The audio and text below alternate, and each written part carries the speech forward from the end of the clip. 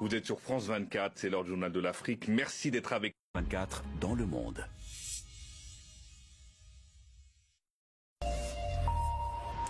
Vous êtes sur France 24, c'est l'heure du journal de l'Afrique. Merci d'être avec nous.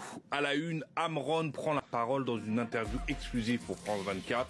Voix critique du pouvoir de Faure Gnassingbé, le rappeur togolais avait été interpellé le 26 mai dernier à son domicile par une escouade de la gendarmerie avant d'être interné à l'hôpital psychiatrique puis libéré le 21 juin.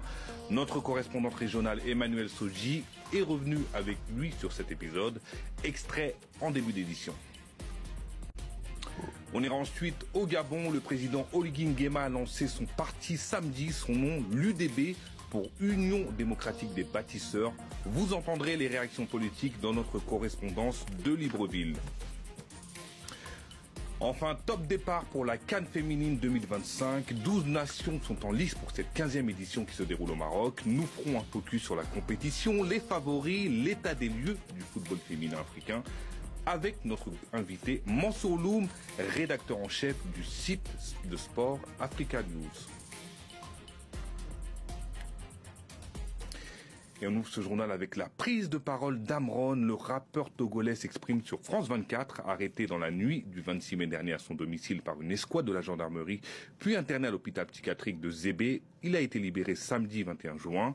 Entre-temps, son arrestation avait amorcé une série de manifestations citoyennes sanctionnées par des dizaines d'interpellations à travers tout le pays et des cas de torture selon un rapport publié par Amnesty International. 7 morts sont à déplorer selon la société civile, tandis que les autorités togolaises ont fait état de 2 morts par noyade. Notre correspondante régionale Emmanuel Soji a pu l'interviewer à distance. On regarde un extrait. Amron, bonjour. Bonjour France 24. Comment allez-vous depuis votre libération? Je pourrais dire que je vais de mieux en mieux, dans le meilleur des mondes.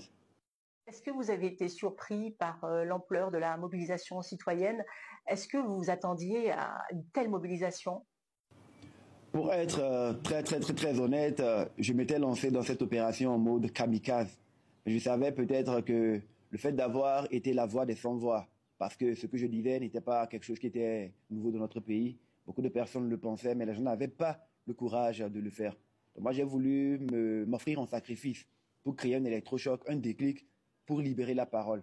Mais dire que je m'attendais à l'ampleur que cela a pris, ce serait vraiment mentir. Mais je suis très honoré et très content que les gens aient pu prendre sur eux de faire comme moi, si ce n'est plus. Parce qu'il est vraiment important que les choses bougent dans notre pays. À la fois, c'était une expérience douloureuse, mais c'était une phase de grand enseignement. Parce que j'ai été admis dans cet hôpital contre ma volonté.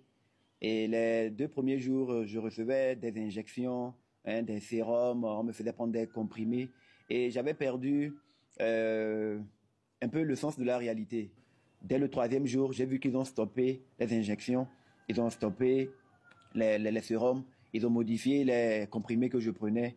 Et à partir de ce moment, les traitements ont commencé